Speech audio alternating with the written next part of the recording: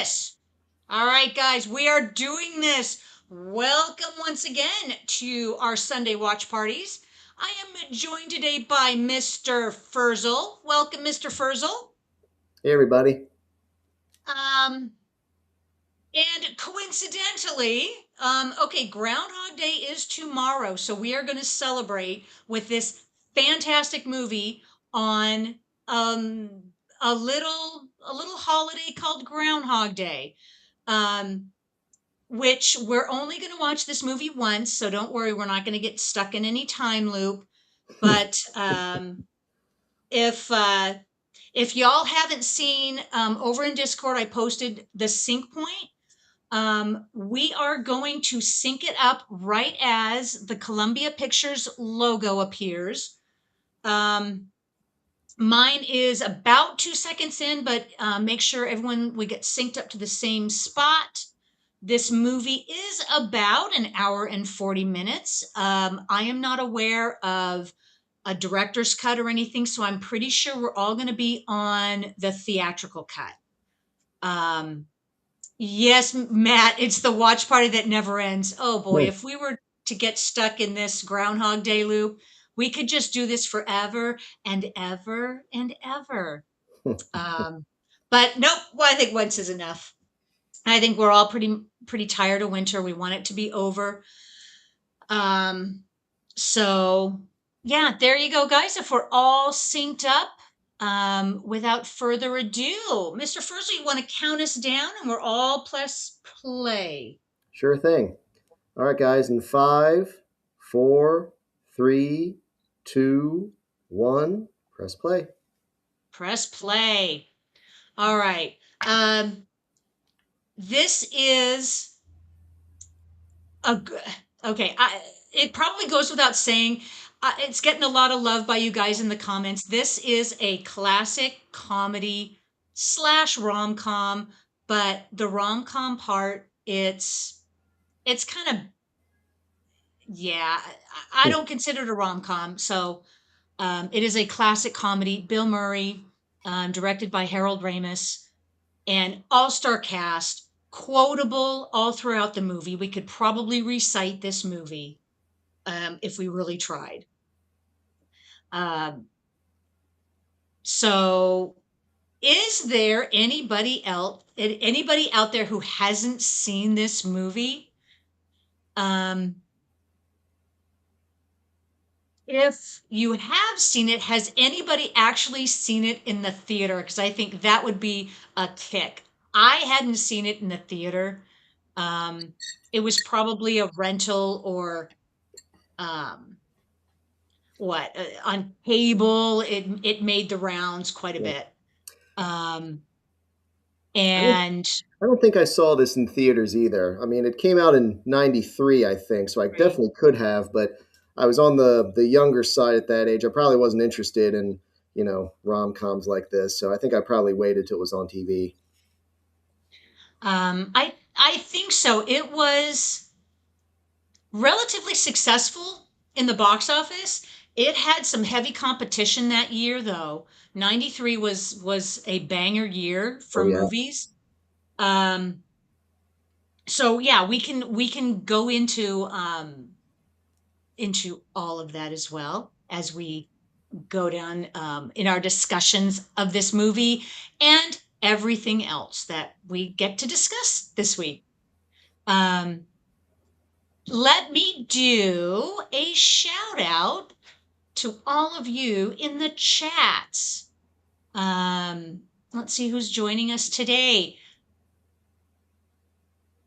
This movie is so watchable and so quotable. Okay, let's see. Who do we have in the chat? YouTube. Shout out to Matt. We have Alex Peacock. Let's see, Calbot. And I don't recognize this name. I don't know if you've been here before. Laura Leaf. Lorelai? Lorelai. I'm gonna say Lorelai. If I'm pronouncing that wrong, go ahead and correct me. I don't recognize the name. Welcome. Welcome. Um, and it's a little thing we like to do here every Sunday. We watch a movie and chat and have a great time. Um, All right, let's see. Don't want to forget. Oh, Edward the Black Prince is as well. Johnny Devick. We got the whole gang here. Calbot, Miss Swift. Hello, Miss Swift. Miss Swift, we're a little Um, over 3 minutes in. She was asking for a timestamp. oh, timestamp. Yep, about 3:30 now. Swift. Oh, you saw it in the theater. Calbot definitely saw it in the theater. Johnny Devick was VHS.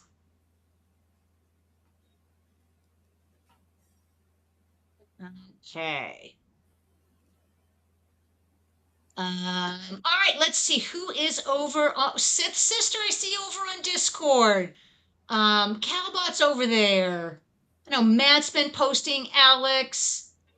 Yeah, we got the whole gang posting everywhere. Hmm. Um, yeah, so this is a fun little movie. I like to watch it any time of the year. It's a classic and I never ever get tired of it. Um, if you guys know some of the backstory. Oh, Calbot, the director's cut is 10 years long. That's what the director estimated the actual time Phil was trapped in the loop. A writer calculated almost 34 years, 33 years and 350 Yep. days. Yeah, that's if you take every single day that he was trapped in the loop. Um, I've seen estimates like 8.5 years. Yep. 10 years is not a out of the question. I think Um, I think it's a good guess because like Malcolm mhm. Gladwell, famous writer lecturer, I mean, estimates it takes about 10,000 hours to become good at any particular skill, and we know that Phil goes from not knowing the piano to being very good with the piano by the end of the film. So that by itself would have taken at least 10,000 days if he's doing like one piano lesson a day. I think there was even early scripts where he was Exactly. supposed to be stuck in this loop for about 10,000 years. And he actually goes to a library and reads one page of one book every day to kind of keep track. And, he makes his way through most of the Mm. library by the time it's done. Well, that makes sense. Yep. Trying to keep track of just how long he was stuck in the loop because they don't even make it clear in the movie. Yep. Um, oh, Lorelai, I've heard it was up to 1,000 years. Yeah, it depends on who's keeping track, what are they tracking, um, but overall, if you were to put him into a time frame, how long he was stuck in this day, it's a long time. Oh, yeah. Because as we'll see later in the movie, he amassed all of those skills that if you could dedicate one day to a skill, how many days would it take you to get that good? Yep. So, yeah, let's figure that out. Um, In fact, guys, and what's what skill, what would be a skill that you guys would want to, get better at if you were in a time loop for a couple of years? What's a skill that you guys would want to learn? oh, boy, that's a loaded question. How about you, Mr. Furzel? What do you want to learn? I would like to learn how to moonwalk. I tried doing that a few times, but I kind of You lost interest in it. Because I think I was putting weight on my ankles the wrong way or something. But if I had that much time, I'd definitely learn the moonwalk. something you don't hear about lately. And of course, the famous moonwalk that Michael Jackson made famous. Of course. Yep. Um, it probably took him no time at all, based on his background and Oh training. yeah. Um, yeah, that's interesting. Lorelai would do language. You'd learn a language. Language would be cool. Yep. Yep, yep. Miss Swift, languages and instruments, dancing. Ah, Yep. oh, Sith sister, learning the violin. My Yep. daughter wants to play the violin. It is not an easy instrument. That one day, if you had to live one day over and over again, that would be a cool skill. Yep. Um, I think I've got Matt, a. oh, go ahead. I was just going to say, I think I have a trumpet sitting in a case gathering dust in my basement. So I definitely would. If I had that much time, I could definitely pick that up too. Um, Okay, this is a good question. Matt is asking, so does he continue to live or just retain knowledge to exist for thousands of years? Hmm. So, okay, so is the basis for that question, Matt, does he, by living the same day over again, would he continue to age?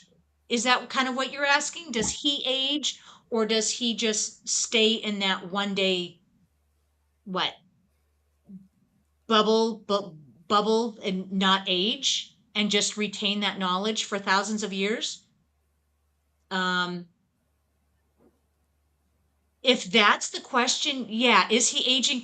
I would say no, but because his appearance hasn't changed at all, right? Right. But he knows he's living each day the same, but they're all different days strung together. They're just all February 2nd. So his days are not, gosh, I don't even know if I'm explaining this right. Hmm. He's reliving February 2nd, but it's not one day. It's one day and then the same day and then the same day. He's continuing on these days. So if, like Lorelei suggested, he was living 1,000 years, that's a whole shit ton of days, but he's not aging. Right. He's just But retaining his memories. he's retaining his memory, so he knows he's lived all these days. He's just the only one. No one else knows that these are just a string of days. But this is, I mean, this could twist your head into all these logical different conclusions if you look at it from a time travel perspective. Um, he's always, yeah, Lorelai, I don't believe he aged because of certain things that happened that forced him to be himself again. Because, yeah, he's always himself, but different. Yeah. He can change himself.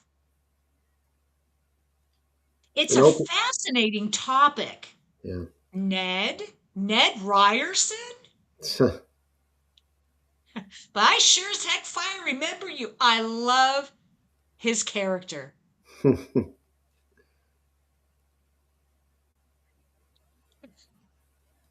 Um, so if you guys are unaware, this movie, when it was constructed, early 90s, the story came together.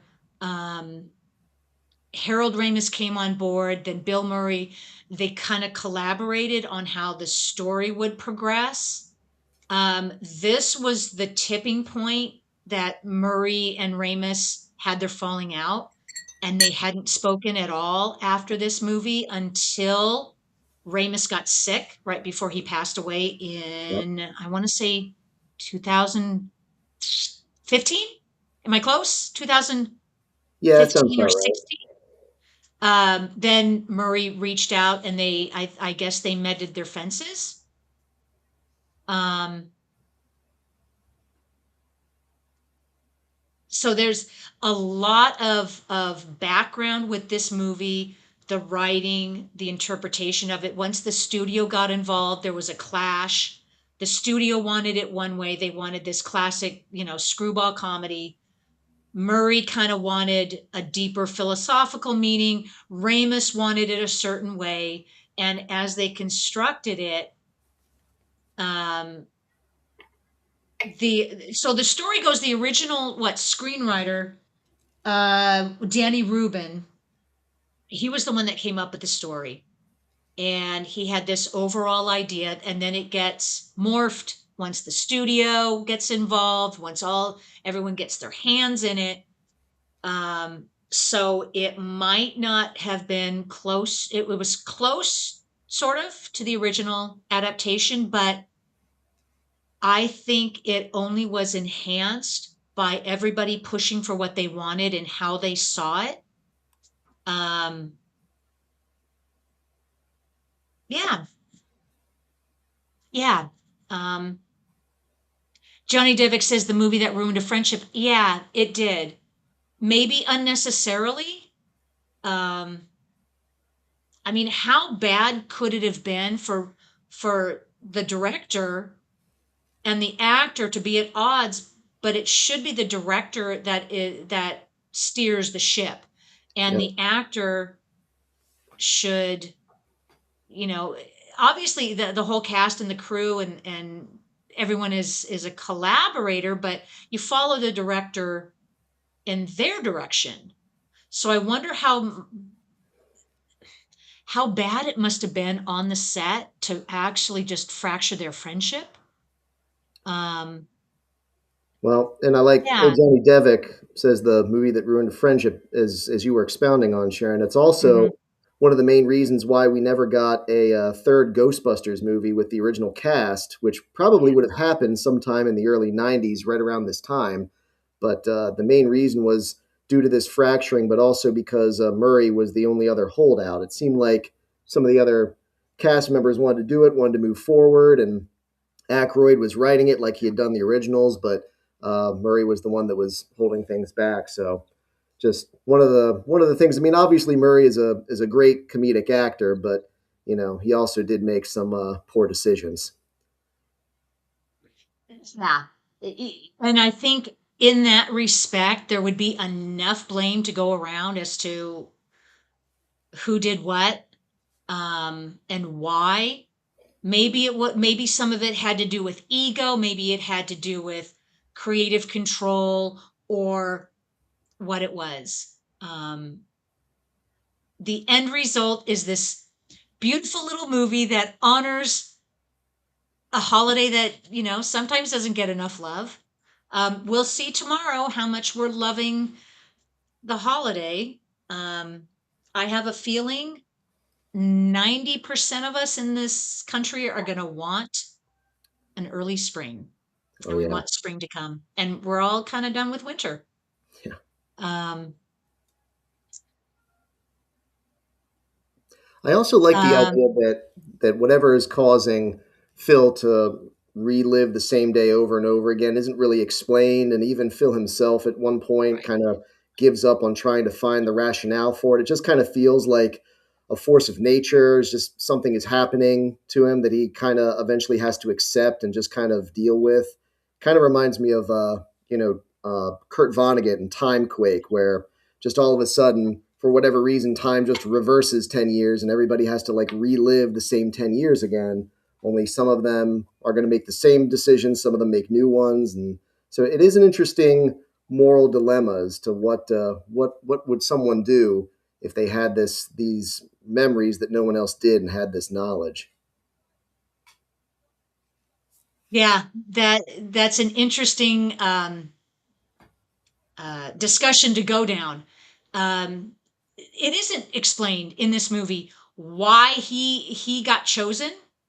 Um, in some of the research that I did, it appears that it was the studio who was kind of pushing for that reveal, but or was it the writer? It was um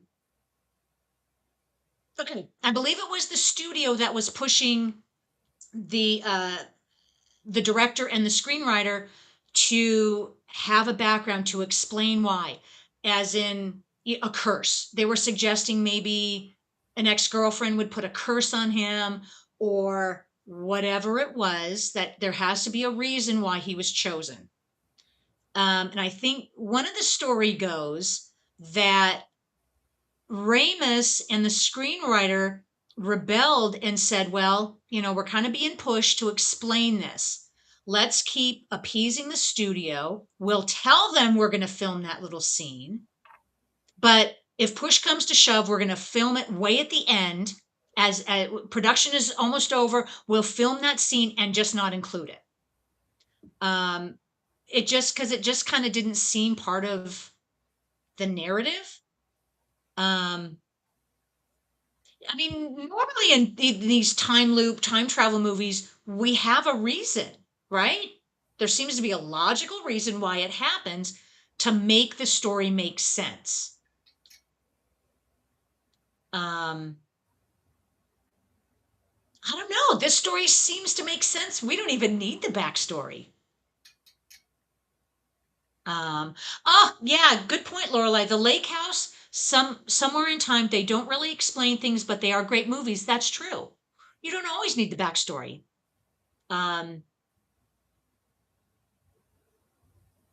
and here we go. I got you, babe. I got you, babe.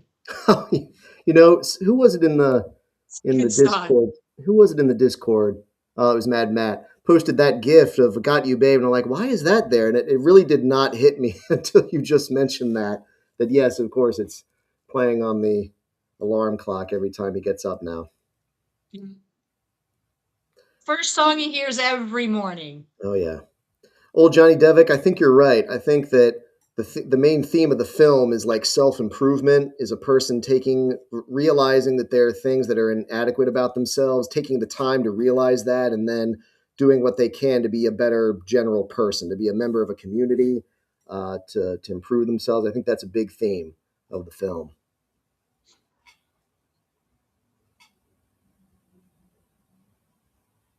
And it really does go through like the five stages of they call it the five stages of grief, but it could be five stages of dealing with trauma, dealing with events. It's denial. Ugh. Okay, guys, okay, the five stages, it's denial, anger. Yep. Okay. Um, Does anybody remember? I'm not going off a script. I don't know. It's denial, anger, bargaining, acceptance. I'm missing one. I'm missing one. I just haven't been through enough grief, I guess. Oh, I'm missing, and I know I'm missing a big one. But yeah, Phil goes through them all in different ways, and then not all linear. Yeah, acceptance is the last one. Okay, Matt, I get it. Five stages: dodge, dip, dive, duck, dodge. It's from Dodgeball. Oh my God, I love Dodgeball. We could go off on a tangent on that. So Phil hasn't realized he's reliving the same day. I think or he thinks something's up. Um, okay, Lorelai is saying, can you accept my application to the Discord? And Mr. Furslow, you sound like Bill Murray, by the way. Well, we are both Um, overly cynical, so that's probably part of it. um, okay, who has to accept you into Discord? Is it going to be one of the admins? Because I have the link in my Uh, YouTube description I think that's that'll take you over Eric, there. right?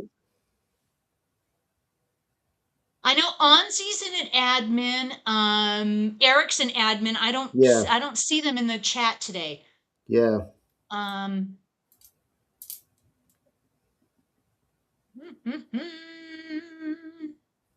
yeah, usually Eric or Anzi's in the chat. Oh, depression is the missing one. There we Thank you, go. Calbot. Thanks, Talbot. Um, oh, I have a quick note too. There is an actual organization of these, what is it, 15 men? 15 men are members of the Groundhog Club's inner circle in Punxsutawney. They are the official caretakers of Punxsutawney Phil. Oh, I see. And this has been going on for generations. Um, and these are men from the community that get voted in by the community. And there are people that strive for it because their grandparents, their grandfathers were in it and they strive for that. Um, so they take the tradition very seriously. Oh, And well, this is not just, picking a groundhog out of the ground. No, this groundhog is treated like royalty. I thought for a And moment there you everything were going to suggest a different kind of cult. So I'm glad it's taking care of the groundhog and not something else. Ooh, um, no, and interestingly enough, this movie is not filmed in Punxsutawney. Yeah, it's They they couldn't get the rights because Punxsutawney is very protective. hmm, And so they filmed this, I think, in a small town in, I want to say Illinois, that that sounds about kind of right. resembles Punxsutawney. Um, so There you to go. me, Alex it Peacock confirms it. feels like Punxsutawney. What do I know?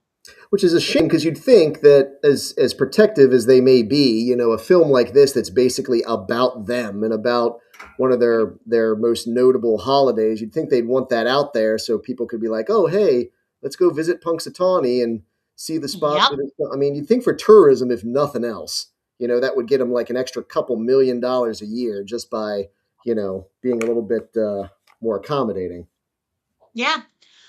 You would think, and you would think they'd be all over it. Yep. But I mean, sometimes, okay, so for whatever reason, they didn't have permission to film. So they've just done a pretty good representation of the um the actual celebration. I think the what do they call it? The scouts, when they were scouting out locations and Mm. they did their research, they actually went to a Groundhog Day and saw how it's done. Um so so there you go. And this groundhog that plays Punxsutawney Phil apparently was just a wild groundhog that they picked up.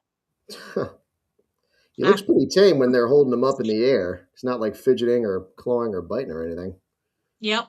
Looks like a trained groundhog to me. All right. Edward the Black Um, Prince, 100%. There's no getting around that. yeah, I think a lot of people are fools. Um, Not in our chat, though. no, not you guys. Oh heck no. Um, no, I love this. I mean, we keep each other what I not keep each other honest, but I mean we everybody has their opinion. We keep each other grounded, right? Ah, I see what And you did there. ha, ha, ha, ha. Um, and Alex Peacock. Okay, apparently in actual Punxsutawney, the festival is in a park outside of town, not in the square. Oh, okay, so no, the animal wrangler bred a family of groundhogs. Ah, that makes Okay, more sense. that makes more sense. Instead of just what going into the wild and here groundhog, groundhog, here groundhog.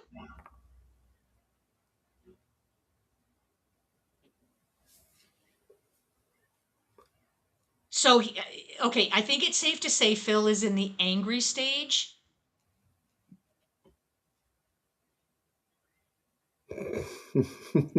Yeah, it probably wouldn't take long if you're reliving a day over, or you think you're going insane. I mean, that's a definite possibility. Yep. If he's reliving it twice, this is now the second day that he might feel just a little bit off.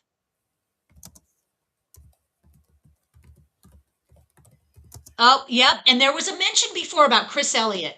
I think we have someone posted a picture of Chris Elliott. That would be Matt. Yes. Yep. Chris Elliott as the camera guy. You know what would be an interesting watch party? I don't know if there's enough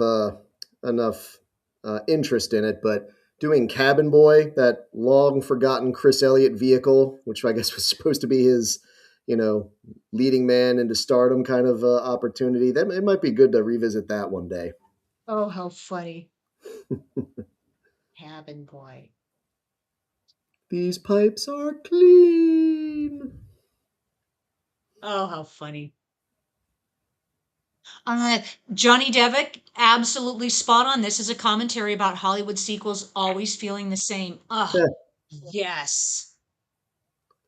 Oh, Miss not Swift, I didn't know everything Chris needs a Elliott had a sequel. show.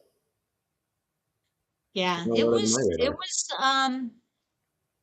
oh wait, yeah, who wants to do some research on that? I think it lasted 2 seasons, 2 or 3 seasons. and he was actually quite good in it. Um, so over there in Discord, Matt posted a picture of key examples of the Groundhog Day plot and movies. So we have Star Trek: The Next Generation. There was an episode. Supernatural had an episode. X File. Doctor Who, Buffy the Vampire Slayer, Russian Doll, Stargate. Movies, of course, Groundhog Day, 1201. And there was another mention in the chat. Someone had also seen 1201. Edge of Tomorrow, Before I Fall, Happy Death Day, Yep. and To You, Palm Springs, and Boss Level. Oh, yeah, Edge of Tomorrow, was that Tom Cruise? I don't believe Yep. I've seen that. Tom Cruise and Emily Blunt, unless I'm mistaken. Uh, that sounds right. Based on a Japanese light novel series, which is a little bit bizarre, but did very well. It was very popular for a time. They were talking sequel for a while. Not quite sure where that's at right now. Hmm. Alex Peacock, yeah, 100%. Yeah, I heard Edge of Tomorrow is really good. It's been on my list to watch. Never Oh got yeah, around to it. oh yes, yeah. It's pretty Yeah. tightly written. Okay. Um, so speaking of Chris Elliott was in a wonderful show called Schitt's Creek. And I am heartbroken. Catherine O'Hara passed away yesterday. She Oh was the yeah, star of that show with it breaks my heart. I mean, Rob Reiner's death like hit me in the gut. I mean, her yeah, death hit me in the heart. I mean, just yeah. smacked. Um, and Eugene Levy, um, and there was probably in the comment section when I was posting this in Discord, um, someone had posted they'd never heard. Was it you, Mr. Fursley? You had not heard of Schitt's Creek, or No, had not seen it. I'd never seen it, but I'd certainly heard of it. Okay, I'd heard of people talking about it. It showed up in my queue, I think, on Netflix once in a while, but never got around to it just because it's just not my cup of tea. But yeah, as but I love Catherine O'Hara. I mean, all the movies that she's been in over the years that I've seen. It's yeah, I just feel like I'm just getting to that age now where my movie heroes are just either getting old or passing away. But the great thing about stuff like this, doing these watch parties, whenever we want to meet them again, we can just put them on and see them at their the best. movie on, and they're never truly gone because they live on screen, and they will live on Absolutely. screen. And we get to talk about how much we love their craft, how much we love what they brought to their roles. Um, uh, Absolutely. she was so watchable in everything she did. I have not had the fortune of I don't have enough time to watch everything she was in, but she was in so many good things. I, Um, I think I liked her oh, best as Delia Dietz in Beetlejuice. oh, brilliant, brilliant. Um, and all of these roles come to mind. One of the most comedic underperformed, if that's even a term, Hmm. one of her favorite roles that I love to watch her in is Best in Show. Oh yeah, Love it. yeah, yeah. She, I And remember, I remember she did a few like mockumentary kind of films. Was that also with Rob Reiner? mm, Because she did one like that. I think she was in A Mighty Wind as well. yep, she was Um, in A Mighty Wind, and I believe she was in For Your Consideration. Waiting for Guffman, I don't know if she was in that. That's the same kind of. Oh, she was. Um, yep, Best in Show, A Mighty Win, For Your Consideration. Um, uh, I mean, and Alex we could Peacock. we could go on. Yeah, Chris Guest Um, movies. I think you're right. Miss Swift. I think you're also right about where Edge of Tomorrow got its name. And now Bill Murray is riding oh, on the railroad tracks. and he has no fear at this point. That's right. Is this one of the stages So, of grief? Just flagrant unfear of law and order and death? um, not caring because how many days has he lived through at this point? I mean, it couldn't have been more than a week. I think at this point, this might be like day three. Um, yeah, because at a certain point, it's either acceptance or denial or get me the hell out of this day at all Yep. costs, even if I have to kill myself, kind of thing. Yep. Um, yeah, Mad Matt, she was part of the SCTV gang that connected so many throughout their careers. Yep. Yeah, Eugene Levy, John Candy, Oh yeah. her, um, and I'm just forgetting a whole bunch of names that were part of that original SCTV. I think Gilda Radner was part of it too.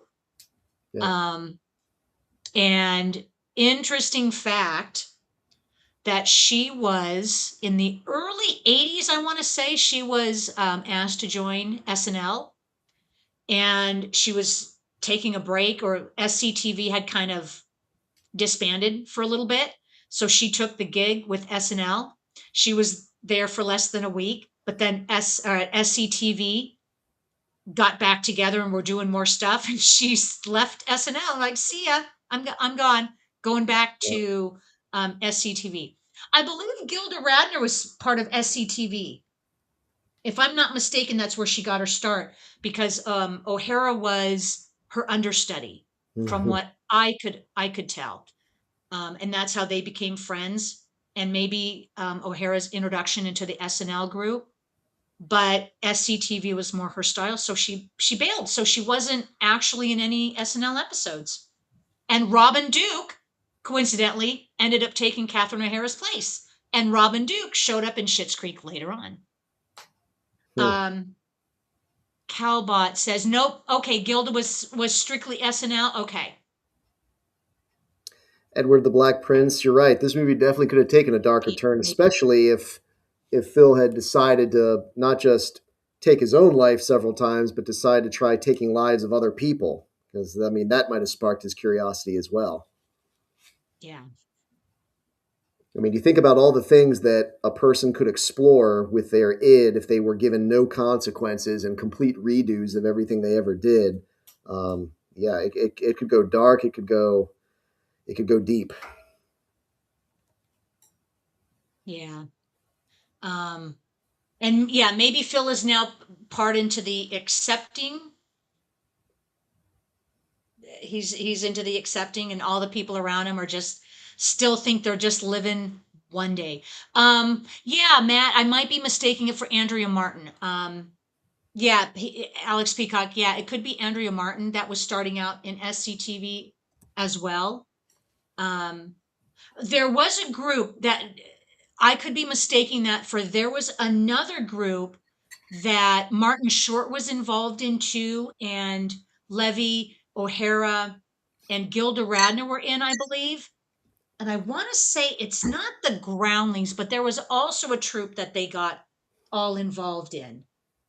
Um, Second and City in Chicago, or did we already mention that? nope, it's something beyond Second City. Um, Martin Short often talked about the performances they did all as one group. It'll come to me unless you guys know offhand. Walter Um, Scott. yeah, I think maybe the Groundlings. There was something going on. Yeah, Sis Sister. Well, there's my diabetic coma.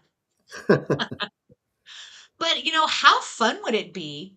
He's Oh, kind of doing what we all would probably do. If oh heck you had no consequences for your actions, then whatever you did that day, the effects on your body would obviously disappear, yeah. Yep.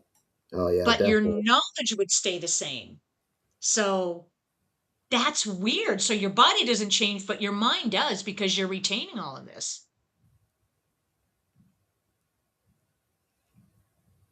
Oh, thank you, Matt. Robin Duke is Doris the waitress in Groundhog Day. That she is. Hmm. So back to the movie. Um, this is Phil's turning into a sleazebag moment. Well, I think this is Phil taking advantage because he is kind of a sleazebag at this point. So he's learning Yeah. to use the time loop to his advantage. But when he, after a while, he realizes it's not really getting him what he actually wants. And that's when he decides to really kind of change his ways and try to improve himself. Yeah, exact. That's a very good way of pointing it, of pointing at this scene because he's still Phil, who he was before this all started, which was kind of a dirtbag, chauvinist, not nice guy. So he's still that now he sees it, um, what he's stuck in as a way of getting what he wants. Yeah.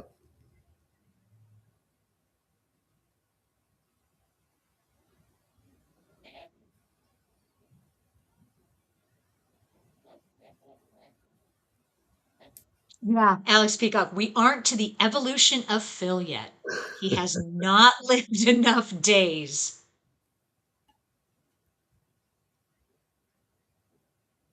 Which leads me. Go ahead. No, I was just gonna say Miss Swift just said he's stealing Ned Ryerson's shtick. Yeah, I was just gonna say I was thinking the same thing. Like he's now using Ned Ryerson's kind of move to kind of reingratiate himself.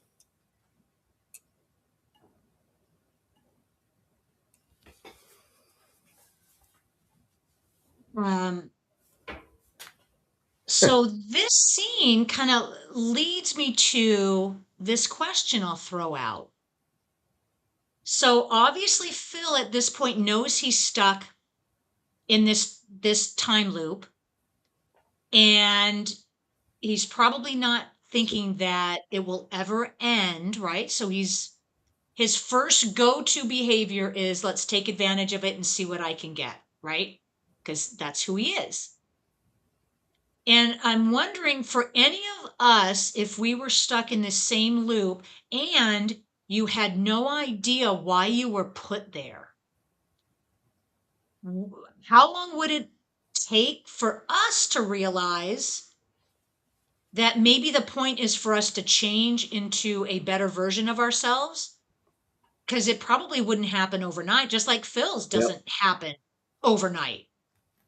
Um, because there, when you're stuck in a time loop, unless you're given specific instructions as to what you're supposed to do or who you're supposed to become, you wouldn't have a goal, right? Yeah. So would we just do our normal behaviors and be the same person who we were through eternity? Or, wow, this is like a big philosophical question. Would we inherently want to better ourselves or better the lives of people around us? What do you think, guys? Well, I think that Phil kind of gets there after he's kind of exhausted all his other options.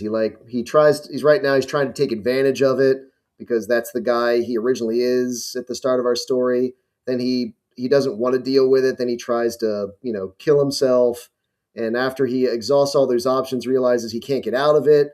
It's not fun to take advantage of it. He just decides then, well, the only other thing I could do is just learn as much as I can, be as good as I can, and then see if I can make other people happy. And then just at that point, it just kind of breaks. So whether or not that's actually what the time loop was trying to get him to do, or maybe it was just, a fluke of, again, nature and space time kind of coming together in a weird way, we'll never really know. Yeah, that's true. Matt points out, yeah, isn't that just the same challenge as regular living? Yeah. Yeah, is it? I I guess do to like some people, right? I do like that scene in the bar where he says, "Well, what would you do if every day was the same and nothing you ever did mattered?" And then his bar patron next to him is like, "Is that pretty much sums me up?"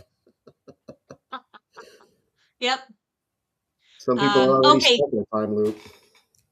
thank you, Calbot. That's what I was thinking of. The 1972 production of the Broadway hit Godspell at Toronto's Royal Alexandra Theatre. Among other members of that production's cast were Victor Garber, Gilda Radner, Eugene Levy. That's what I was thinking of. They were, and Martin Short was in that too. Yep. Cowbot. Yeah. Dave Thomas, Andrea Martin, Jane Eastwood, Gary Salzberg, Paul Schaefer was the musical director. Okay. I think that was what I was thinking of. Yep.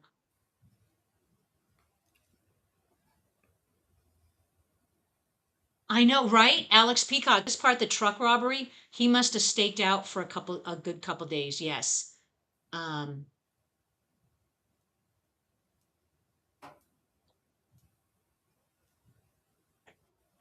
yeah. Um, Sith's sister over there in Discord.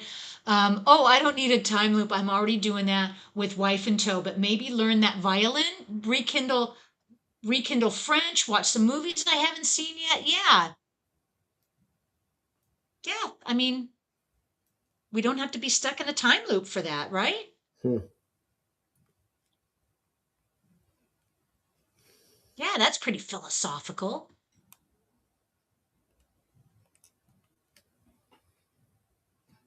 Yeah. That's a great comment. Calbot put that whole comment about Godspell over there in Discord. I had heard Martin Short talk about his time at Godspell, and I believe that's where O'Hara would have been the understudy for Gilda Radner because at some point they crossed paths way back in the beginning of their careers.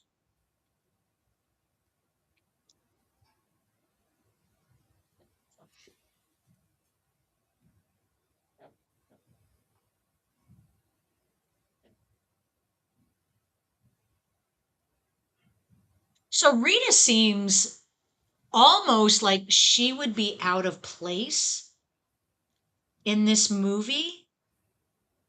Um,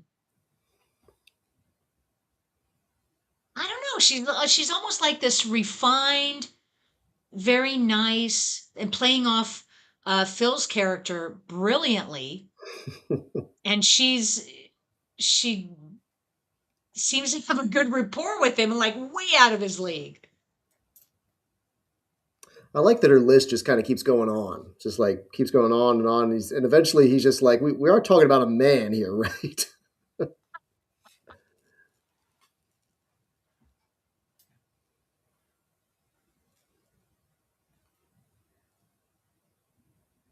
The I don't You know what's interesting is I don't want to give away any spoilers. If there's anybody that hasn't seen this movie before, raise your hand. Because we're getting at kind of like the meat and potatoes of the rom-com aspect of this movie is his interactions with Rita.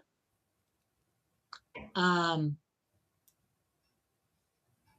Getting to know her and the consequences of trying to use that against her in some respect or use it to better himself, use that information. I think spoilers statute of limitation officially expires after 30 years, though. What, yeah, what did we say the limit was? 30 years? I think 30 years is a nice round number for that. Yep.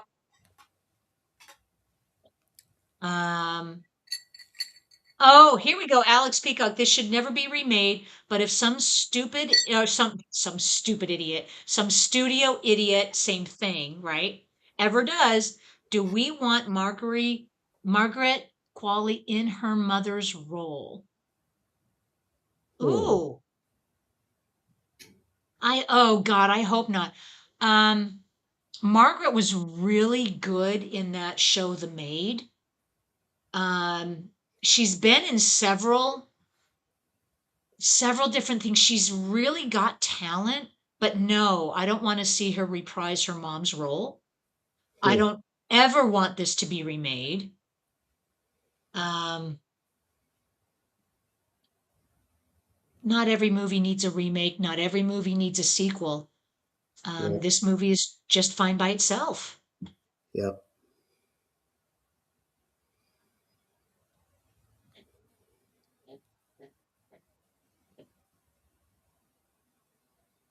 Yeah, Alex, and yeah, she would be in the Rita role playing her. Yeah, her mom is Andy McDowell, but yeah, Margaret Qualley is.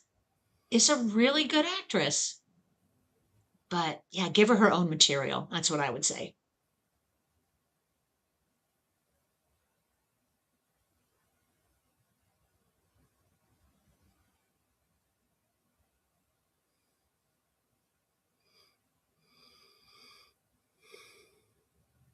Well, I would say Phil is going through, right, the different stages. And, potentially, if we were in that same situation, we might not always want to just be the nice guy. We want to test the waters Hmm. and see if you can get away with robbing a armored car. Because even if they arrest you, the next day you're going to wake up and no one's going to know you did it, and you can just keep doing it over and over again. Yep. Um, I think I it'd be a mean, great way to explore different aspects of yourself and your personality. sure, why not in a safe environment as long as you're not hurting anybody? Yep. Yeah,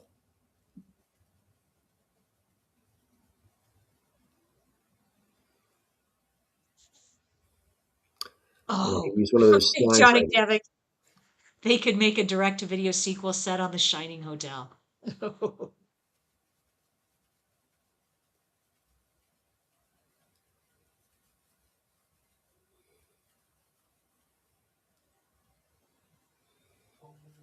It is kind of fun to just see him messing with people. There is something satisfying about that, even though he is kind of being a crumb.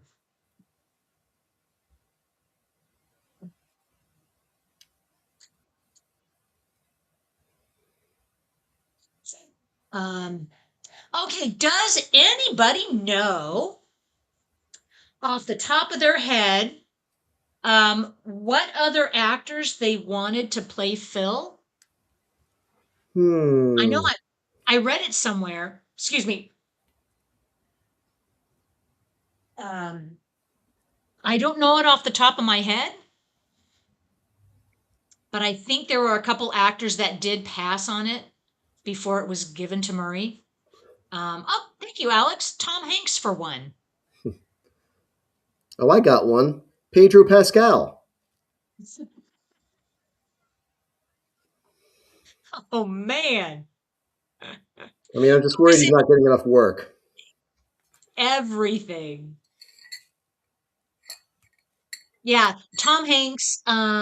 Probably back in the '90s, whoever would have been available, whoever would have been, the go-to actors that you would have to contractually give a script to. Yeah, Alex is saying, yeah, back when he was 15.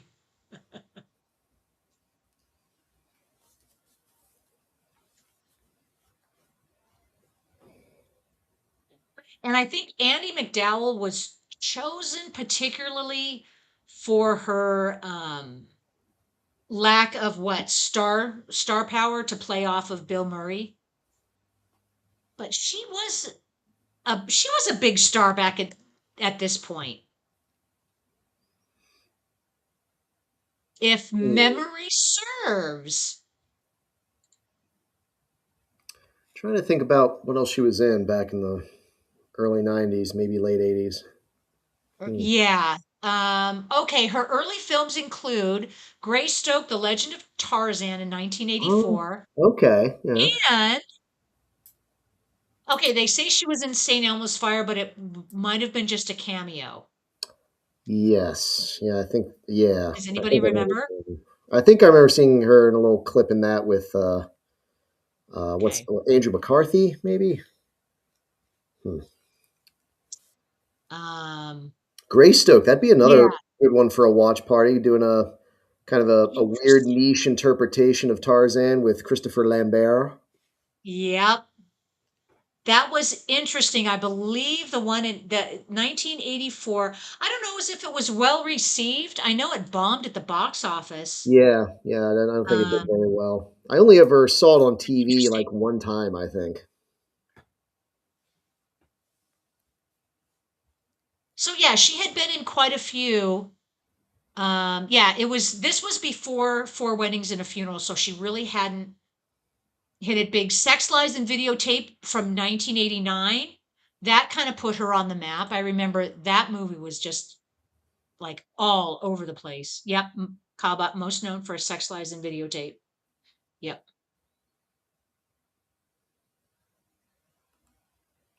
I might have to revisit that one. Um, Alex Peacock, Greystoke with Christopher Lambert. That was good. I have not seen it.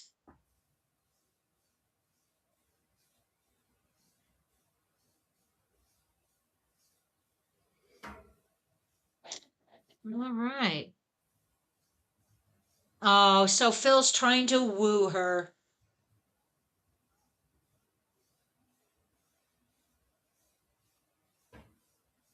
I mean, he's really okay. Is this the scene where he's really going just nonstop, full speed ahead to woo her? Woo Yeah, her. he's just A pushing through it. euphemism for get her in the sack. Hmm.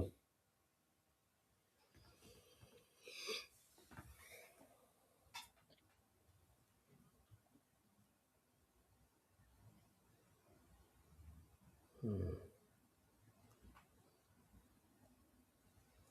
Oh, Miss Swift. She was also in Magic Mike XXL.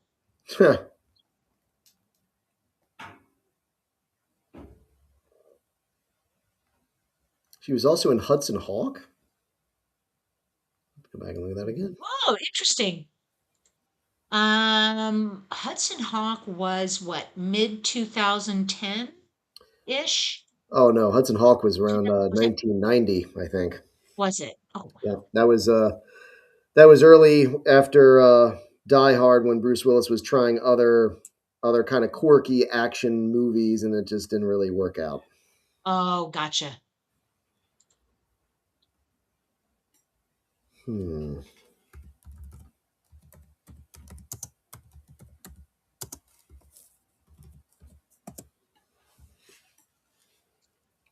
Yeah, Alex Peacock. This is where the slaps in the face start. I think so. Like all the nights end with a slap to the face.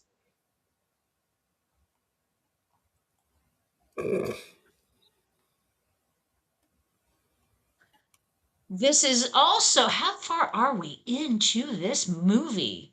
All We're right, we're about. almost an hour in. Yep. Um, but I think this is pretty close to where we see him what am I thinking of? He's realizing the not the error of his ways, but looking at life, he's going to be looking at it a little different. Yep. He's going to transition, I guess you could say. That's a good word. He's got to transition from what he's been doing because it's not working to doing something else. But I think he's always in the back of his head, he's always got the understanding of I'm doing this because I want what I want. So how do I get what I want? So he's going through all these different motions, all these different things to get what he wants without putting consideration on the other person. And Yep. that's where the transition starts. Wow. I guess you could say that's how it plays out in people's lives, in our lives every day. That transition from being just a selfish prick to caring about others and going through the motions of caring about others. Hmm. So he did all of those ice sculptures that we just saw. Is that right? No, I think that just was him kind of getting the inspiration to, oh, maybe this is something else I could try later. But at this point, Okay. I At think, this point, he hasn't done the ice sculpting. yeah, I think at this point he's reaching the end of his rope. So at this point, we're about an hour in. Anybody close to calculating how many years he's been doing this? Because he's not keeping track of the days. It'd be difficult to keep track because anything that he does physically gets just reverted after the day is over. So there really is no way to keep a record of how long he's been doing this. Only just what's in his head. That's true. He can't make a notch in a doorway. He can't do anything. That will all be reversed. I like that now he's just winning at Jeopardy.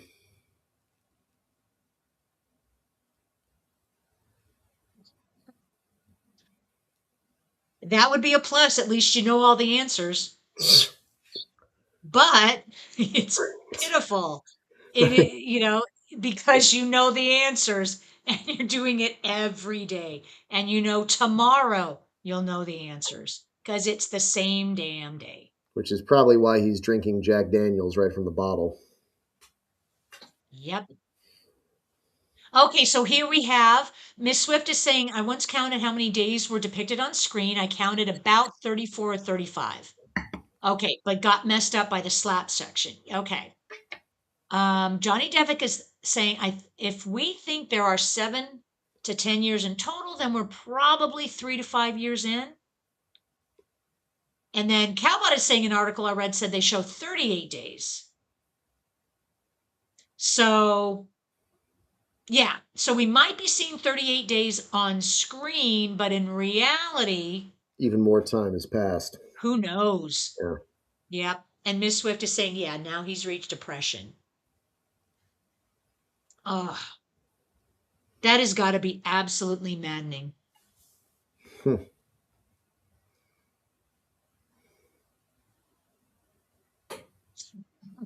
Hey, Matt. Yeah, it's like not knowing the answer to the name of the boat on Gilligan's Island. The SS Minnow, which is also in Scrooge, which he gives his brother, because his brother he sees was playing trivia and didn't know the name of it.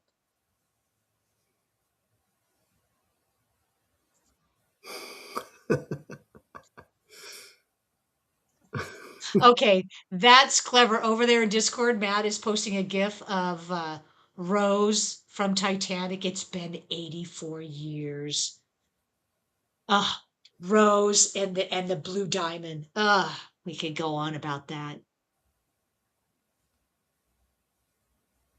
But yeah, I digress. We could talk about that diamond. She's kept that diamond in her pocket for 84 years.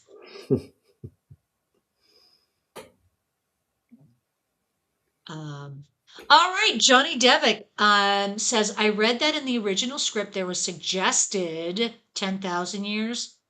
Holy smokes, that would have been a long time.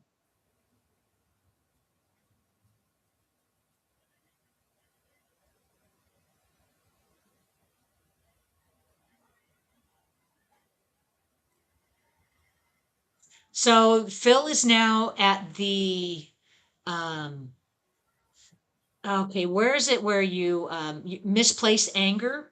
He's taking it out on the poor groundhog. He's yeah, projecting, I guess. He's projecting all his frustrations on the groundhog, which is not far off. You know, you could probably do that, blame the groundhog. But if we were to get stuck in a day and you had to play the same day over and over again, would it be Groundhog Day? If not, what day would you guys want to replay over and over again? Hmm. But with a caveat, there would be an end.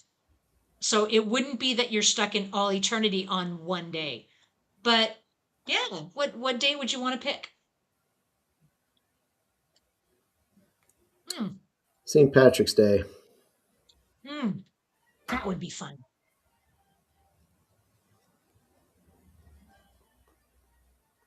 Oh yes, Matt, Phil and Groundhog have gone Thelma and Louise. Don't drive angry.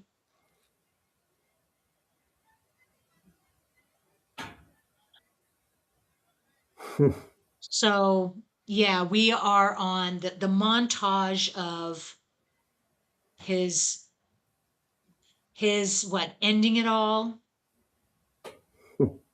starts with an S. that I guess you can't say it on YouTube, but this Yeah. channel isn't monetized, so I could probably say it. Hmm.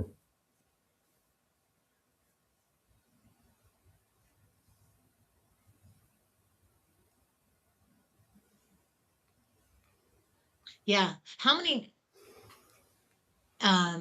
different ways does he try to kill himself? So I'm gonna count Hmm. because I can think of two, but I know this montage goes on for a little bit. Yeah, Johnny Devick, I wouldn't want to go through a day in winter over and over again.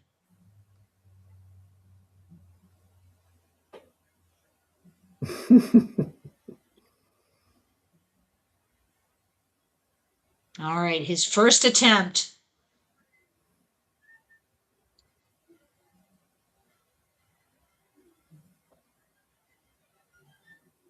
But that kind of sucks that he took the groundhog with him. Right. Poor little groundhog.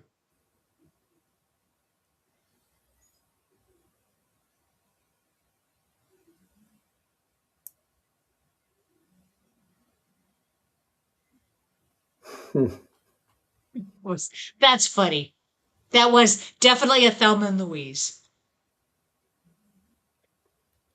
I like that Chris Elliott's character is just like, oh yeah, you might be okay. No, never mind. He's already kind of past it. Okay, that's right. I forgot about this one. This is try number two.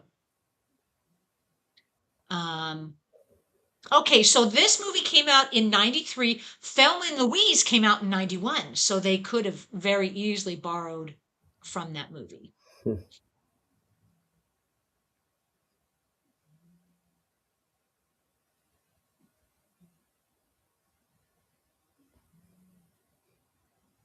So here's an interesting point. Okay, and this is number three.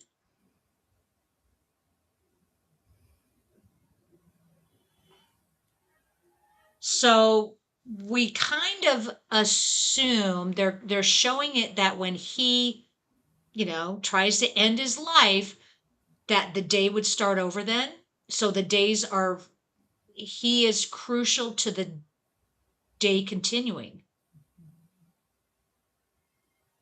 So it's not like the day would continue on even without him. So instead of just being a bit player in it, it's all about him. And he's the one that's driving this, if that makes any sense.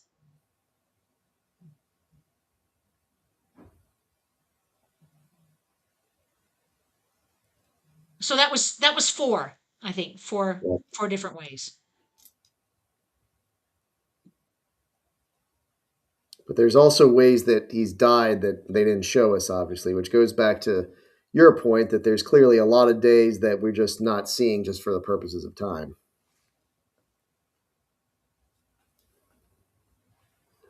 Yeah, that's true. So to sum up how long does this movie actually encompass? There's no way for us to know because we know that there's so much that goes behind the scenes, right? In order for it to have in order for it to be concluded and for him to have learned all of that he has learned, it's going to have to take a long time. So maybe 10,000 years is a stretch, but 10 years, yeah, I could Yeah, see easily. easily 10 years. Yeah, so Johnny Devick, that's kind of what I was getting at. The day loops, but he is what makes it into a story. But aren't we led to believe that when he dies, the day gets reset? But you're right. The cowbutt says that scene contradicts it because we see him dead, but then um, the people around him, so the day is continuing. So that's just like messing with your mind about whether it does really reset when he dies or does it continue on? We also caught a quick cameo of a young Michael Shannon over there with his wife. That is true. The guy he would go on to later play General Zod in the Man of Steel movie, among other things. Yeah. He was so good in that movie. Oh yeah. Oh, so good.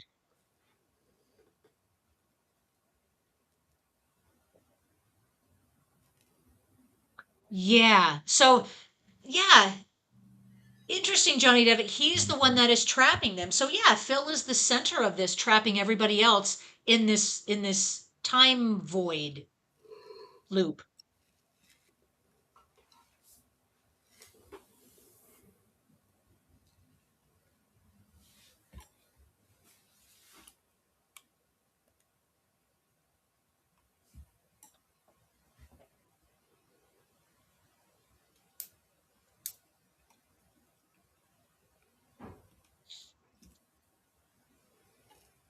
Oh, Johnny Depp, good point. This might be purgatory. Oh boy.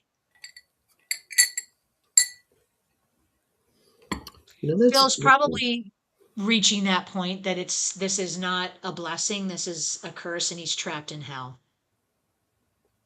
that that is an interesting point, and I want to circle back around to that later once we get towards the end of the film because there's some other details that take place at the end that might substantiate that theory.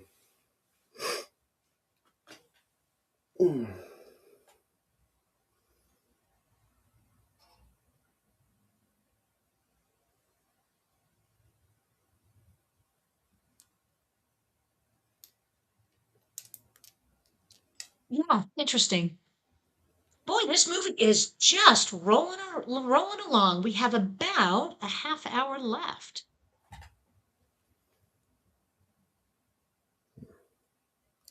So we do.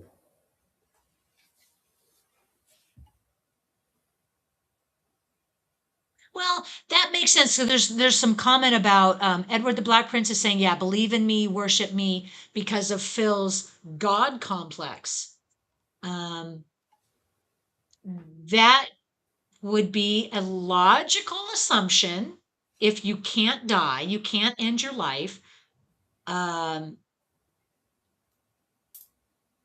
there's no repercussions for your actions. You're just reliving a day over and over again, no matter what you do. Yeah, I mean, you could get a God complex, but more than likely it would wear off pretty quick.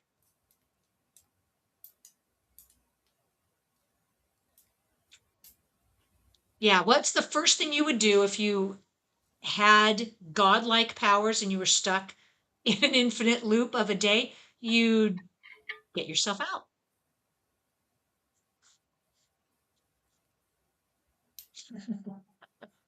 And for the blackbirds, yeah, don't worship the groundhog, Sharon, worship me. Maybe it's Rita here that's actually giving him the inspiration because she's the one saying maybe it's not a curse, maybe it depends on how you look at it because you have all this time to do good things. So maybe she's the one that actually gives him the inspiration to decide to look at this and start acting a different way with all the time that he has. She's the only one that he is allowed into that knowledge that he's reliving the same day.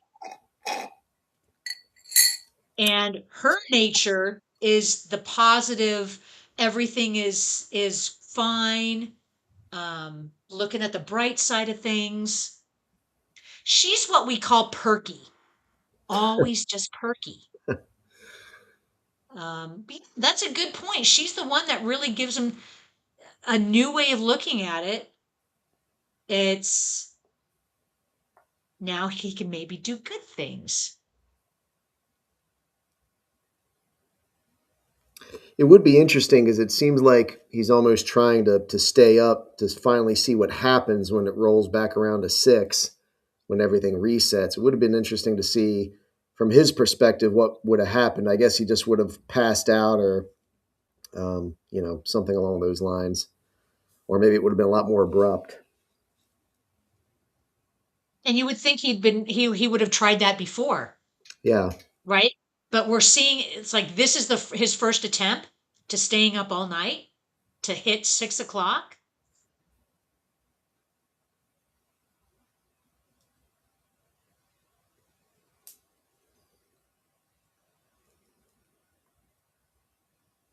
Yeah. So this is the gist of the movie, Johnny Devick. The trouble is that if there is a reset each day, then nothing would last or matter. Everything you experience with others would disappear, even if you remember yourself. Even if you better yourself and you gain the knowledge, everything else remains the same. So you can't put your knowledge into action and make it long lasting and stick or matter in anybody else's life. Yeah. Wow, how frustrating would that be? And pointless. It would be so pointless. Um, ah, Well, and it's also akin wow. to, when you if you go on a trip somewhere to some country or some place that no one's ever been to, and it's like you have all those memories and that experience, but nobody else has, and if no one else cares to hear it or have it shared with them, it's almost like, well, what's the point of that information? What is the point? I mean, it's great to have knowledge and the information and the skills when Phil has lived through the same day, let's say 1,000 years. It's great. But in the end, it is empty Yeah, because there's no what? There's no fruit that you can produce. There's no um, long lasting impact. It's all for naught. yeah.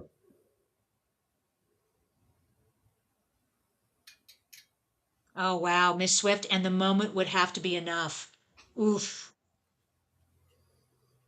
oof. Yeah, but for how long, man? Phil has already been at this for years and years and probably decades. Oh, boy. Um,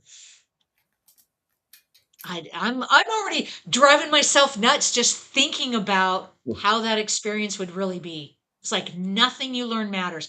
I can learn how to build a house, but if okay, so I can start building a house, but then it's going to be turned to the same thing tomorrow. Nothing will matter.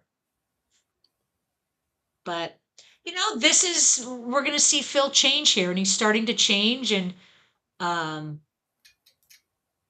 maybe realizing that if you're living one day, make the best of it for everyone else. Yeah.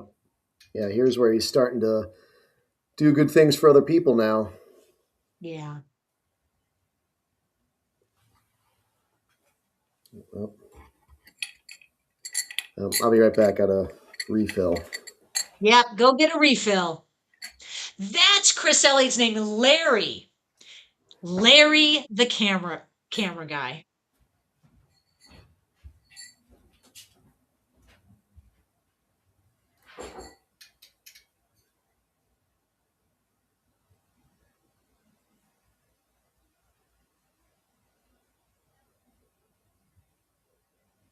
Oh, good one, Johnny Devitt. What is great is that the movie actually has clear stages, even if the loops is there for others.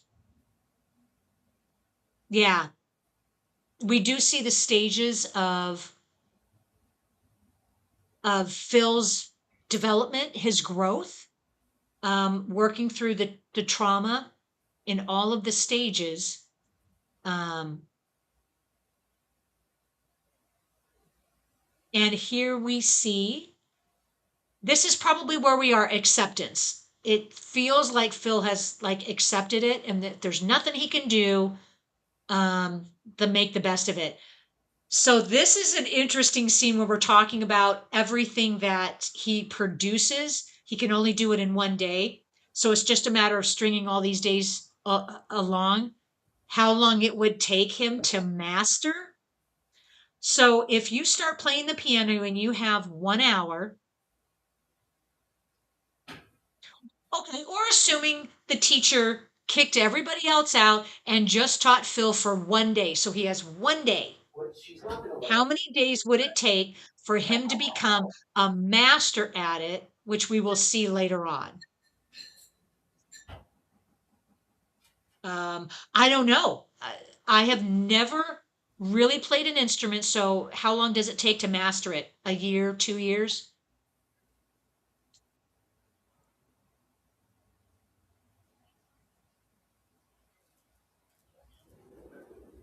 Yeah, Johnny Devick, making a plot structure for this must have been hard. Um, this is part of the struggle that the screenwriter had with Ramis and the studio. Everybody wanted the story to go a separate way, and Ruben wanted it to stay true to what his original idea was, which was not a comedy. It was not, it was supposed to be a lot deeper than this. And I think Bill Murray wanted it to go along the deeper philosophical route. And there had to be a balance in the storytelling.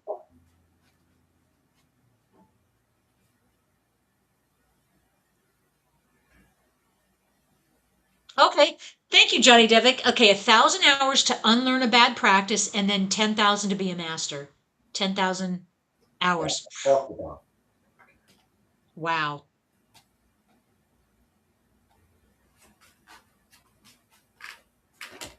Oh, this is funny. He's still messing with Ned. I don't know where your head is at. This is, I think, the scene.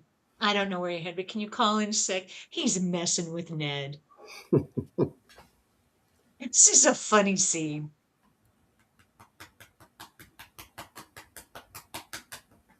So he was being, he was being kind of nice before, and then he's still kind of messing with Ned. Okay. And here we've got a poignant moment. Yeah, this is a yeah, I think poignant is exactly what it is.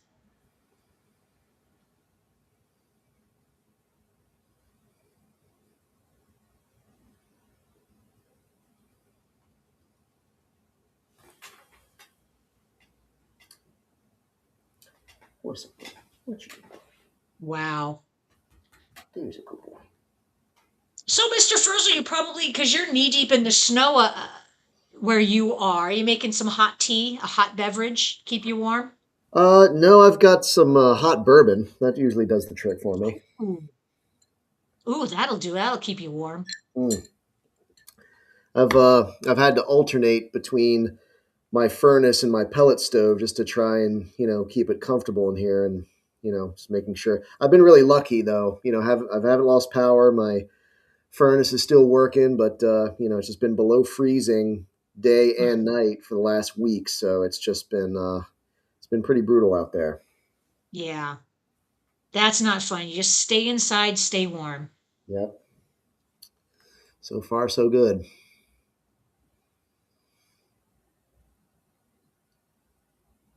Open faced turkey sandwich. I actually my there's a local restaurant near me that specializes in that too.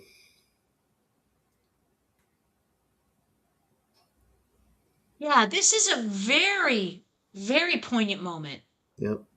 And after all of the decades or 1,000 years that he lived up until this point, this is the first time that we know of as an audience see him face death in Yep. that day. So not everything is glorious. So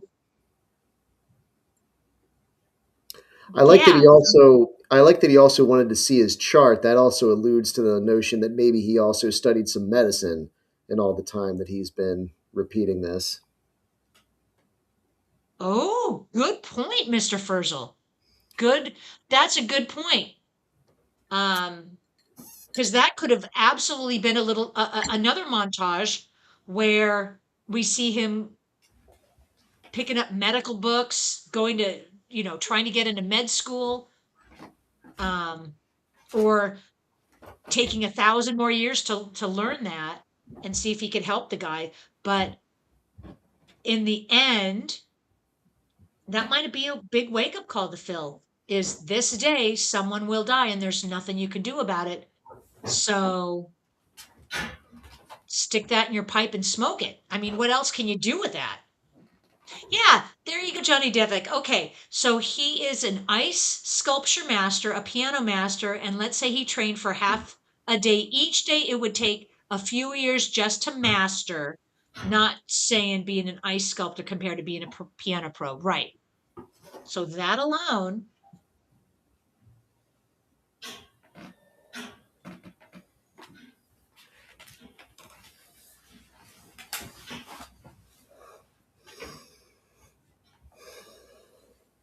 So that's interesting. If the kid that fell out of the tree, um, Phil hadn't been there, the kid probably would have most definitely ended up in the hospital with at least a broken bone, if not Oh cracked his head wide open.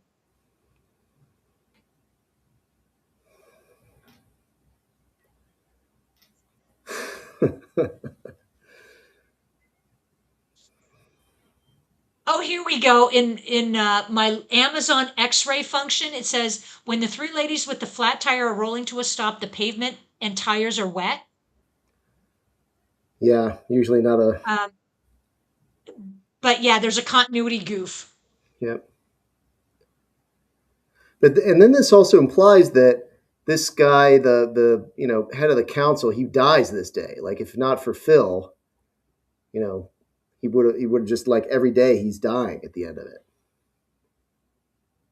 Yeah, so he would have died if no one else knew the Heimlich. Yeah.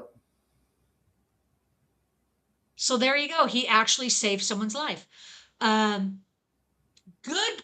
Oh, good catch, Alex Peacock. When he brings the old man to the hospital, we see the kid in the hospital with a broken leg. Oh, Had very not good. noticed that before. Did anybody else notice? Mm-mm. Oh my God, I've only seen this movie about a million times and never caught that. Yeah.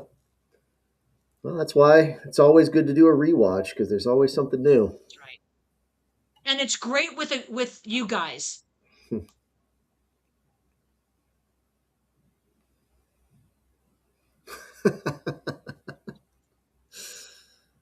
Oh, Larry.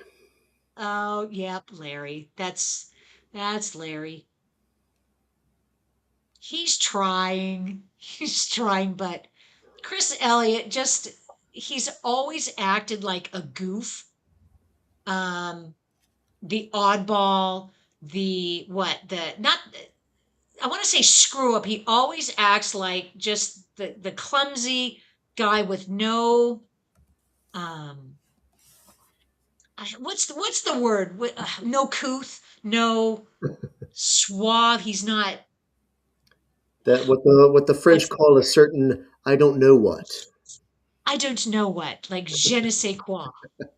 Um he just has it. He's always he plays the same character. Yep, so he's a piano master. There you go.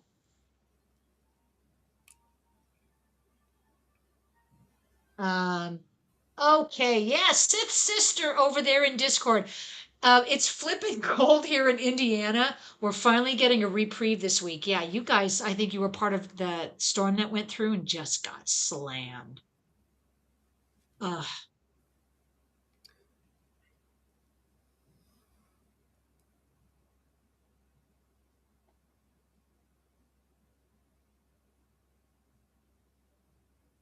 Seriously, Johnny Devick, some guy in Guardian saw it 365 times one day at a time. Ugh, Hmm. wow. It's possible. Good one. Okay.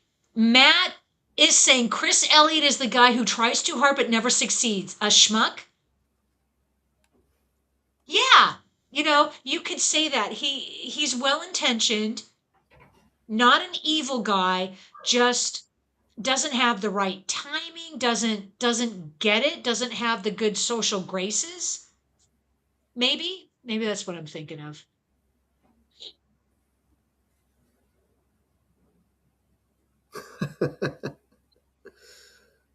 Like how she claims him as her student. It's like, well, you've only had one lesson this one day with him, so You shouldn't have claimed that because you knew that he already came in with skill.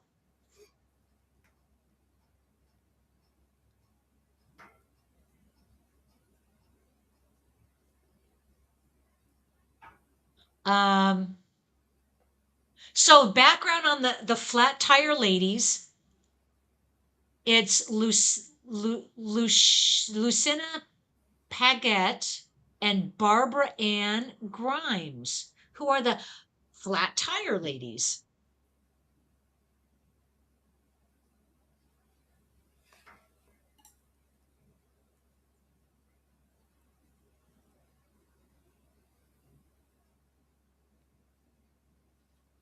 Wow. Okay, so that's it. Michael Shannon's feature film debut. He looks so young Oh and yeah. he looks nothing like his character General Zod. Oh yeah. I I wouldn't have been able to place him. Yeah, he played a lot of grim characters later in his career. He also played Richard Kuklinski, the Iceman, that hired that hitman for the mob. Did a little biopic about him too. Oh Yep. Michael Shannon. I mean, every actor's got to start somewhere. yeah.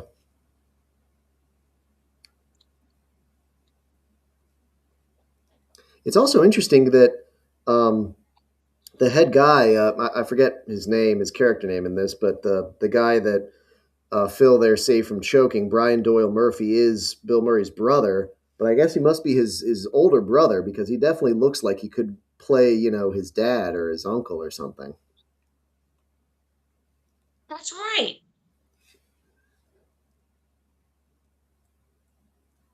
That's right. It is his brother, isn't it? Yeah.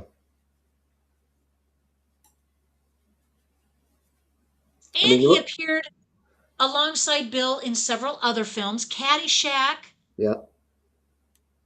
which he co-wrote. Okay, I think I knew that long ago. Scrooged, Ghostbusters 2, Groundhog Day, and The Razor's Edge. Yeah. I mean, you just compare. And go ahead. No, I was just going to say, you just compare what Brian Doyle looks like in this movie in '93 compared to what he looked like in Caddyshack in 1980. It's like night and day. It almost looks like two Night different and guys. day. Yep. Yeah, in Caddyshack, did he played the um was he the boss of the caddies? Yep. And I think he had hair in that movie. Oh yeah. Yep. Brown hair, Yep. svelte, little mustache. I mean, he looked he looked like he aged about 30 years since then, just like 13 years. That's true. Caddyshack came out in, I want to say 79, but it was like 79 or 80. I think it was 1980. 1980? Caddyshack, yep, 1980. Oh, Oh yeah, that would be a fun movie to watch. oh yeah. Oh boy. It's even more The the quotable. the backstory alone for the making of it is just unhinged. Oh yeah.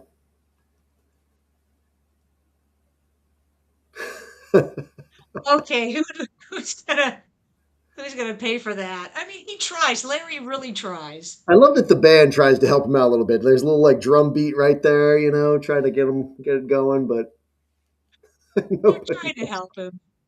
But he is. I think that's a good term for it, Matt. He's like a schmuck.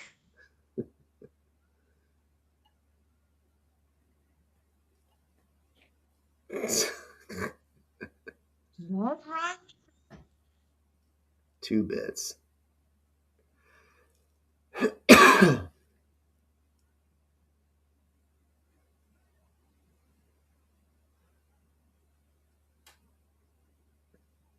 So this, I'm assuming yep, we're almost at the end. Um, yeah, so the statute of limitations on spoilers, we're past that. So it's a nice ending. The ending gets wrapped up rather nicely because the day that he has that everyone else remembers that carries on is probably the best day that everybody has had. Um, and he was the reason for it. Yeah. And that's the day that continues on. Yeah. Alex Peacock, his date Nancy didn't even bid.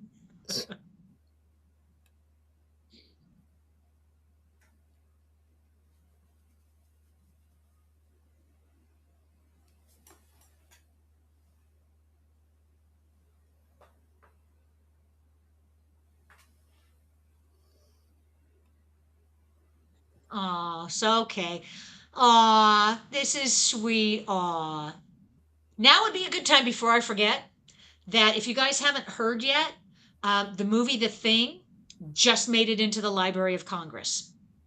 The And from 1982.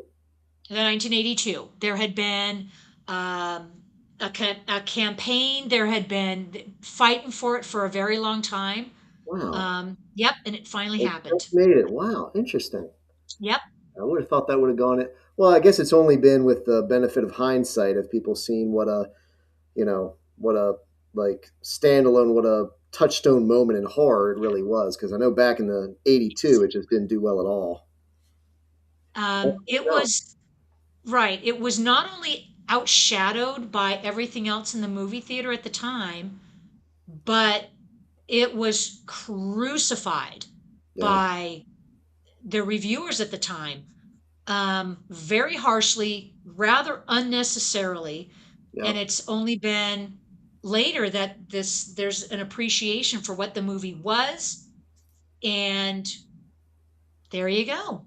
Yeah. Huh.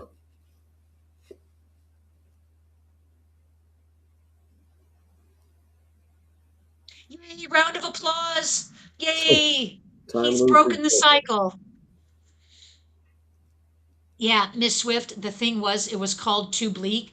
It was called everything from too gory, too much blood, unnecessary, pointless, you name it. They were all over it and disgusting, worst movie ever. Um, but that was because a lot of them didn't dig deeper and didn't have an appreciation for filmmaking, or what it took to make that movie. So I'm glad that there is the recognition, and it is in the Library of Congress. Hmm. Alex Pickle, wasn't it released the same week as E.T.? I think it came out uh, after, the month after, but it was at in the theater at the same time.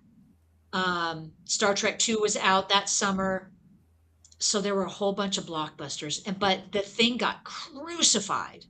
So congratulations, John Carpenter. Yeah.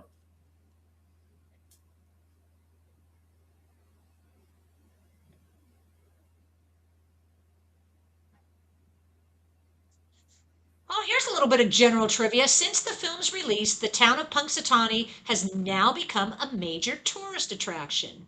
Hmm. Of course it has. Even though none of the film was filmed there, but Yep, absolutely none of it was filmed in Punxsutawney.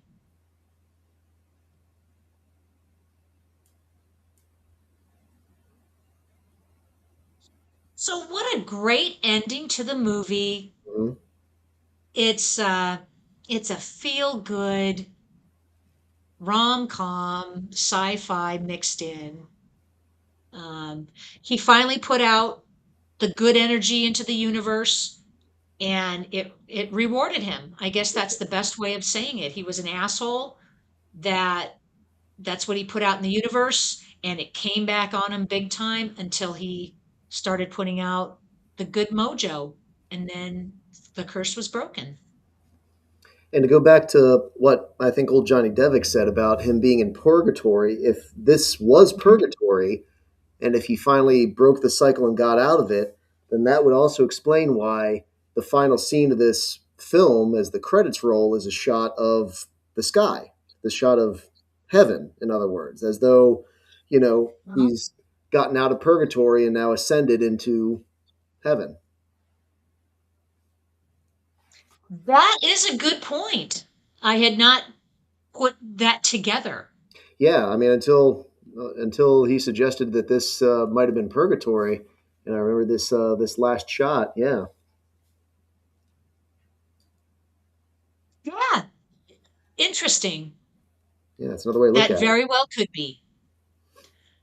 Um, that was wow. That movie just was gone. Hmm. It was 38 minutes, and it felt like 5 minutes. Yeah, a lot to chew on. Yeah. Um, I Well, like to, even though I've seen this movie probably a million times, mhm. I learned a lot of new stuff from you guys. Thank you. Um, and I hope you all enjoyed that. That was a lot of fun. Um, so let's hope tomorrow that okay, the deal is if Punxsutawney Phil sees his shadow, we get 6 more weeks of winter, we get extra winter. If he doesn't see his shadow, then we have an early spring. Yep. Um, so I am hoping for an early spring. Um, I okay, think Sip's sister. Oh, go ahead. Go ahead I was just before I gonna do say, this. I think like 9 times out of 10, they claim that he saw his shadow, and we just get the 6 more weeks of winter. So it's very rare that that he predicts an early spring, I should say. Um, and so his prediction is obviously not based on the groundhog, but they have calculated how accurate Punxsutawney Phil's predictions are, and I think they're saying it's like 35% Yeah, accurate. yeah. So you're right. It's like a dartboard. It's really nothing. There's nothing magical about the groundhog. Um, okay, so Sith Sisters say great movie, lots of fun moments, and though not Manic Murray, that's right, gives some strong range to work with. Wife's cheese rating, here we go. Bosha, okay, what is that cheese? Boshinishi? Boshinshi cheese translates to little bits in Italian, which is a way to say it has little bits that make it spectacular. I like that. That's a really good explanation. I'm going to remember that. Um, that is saying that still doesn't make sense. Um, okay, Johnny Devick is saying it's a great movie. Cowbot, here we go. Fun fact March 22nd is 6 weeks after February 2nd. So there is always 6 more weeks of winter. Um, yeah. And I think the indication is after March 21st, is it going to have more winter, right? Or are they saying, yeah, from February to March, it's going to be more winter than spring? Yeah. Who knows? Oh, yay! Sith's sister is posting a picture of the wife and she's cheering. Well, yay, yay. I'm glad to see that.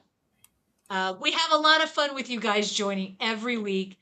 I appreciate you guys coming out, taking time out of your Sundays, and watching a movie with us. And let's see, without further ado, um, I have, through a very unscientific poll, the poll that I had on my YouTube channel about what anime movie we should dive into. Well, the time has come that I am going to reveal next week's movie is going to be our first ever anime. Mm. Um, and by an overwhelming margin, we have gotten the 1985 film Vampire Hunter D. Um, Nice. yeah, so whether it's a great choice or a bad choice, it's at least going to be like a stepping off point. I want to start getting into some anime and I want to start diving into the history, what people like about it, what's good about this movie that we're watching, what's not good.